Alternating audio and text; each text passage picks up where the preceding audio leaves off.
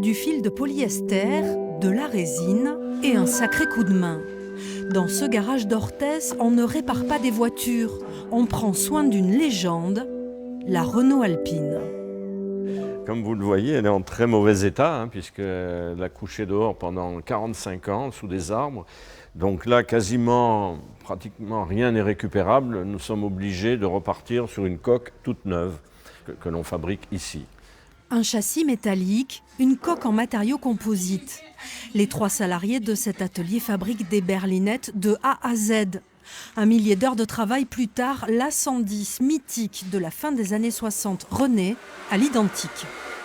On retrouve tous les manos d'époque, le Tripmaster pour le copilote, les chronos manuels comme à l'époque, au début des années 70, le lecteur de cartes chromé, qui est très difficile d'ailleurs à trouver de nos jours, et le tableau de bord légendaire de la berlinette avec ses compteurs chromés que l'on ne voit plus sur les voitures actuelles.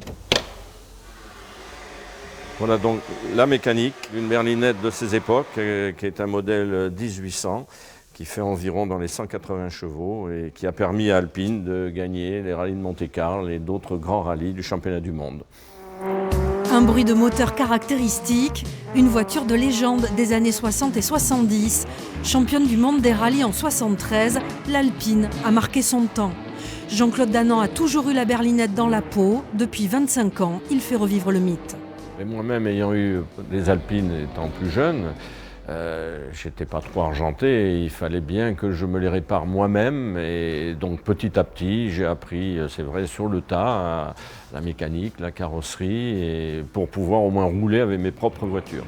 4 à 5 fabrications chaque année, un carnet de commandes plein avec plusieurs mois d'attente. L'atelier de Jean-Claude est mondialement connu. Grâce à lui, la berlinette n'a toujours pas fini sa course.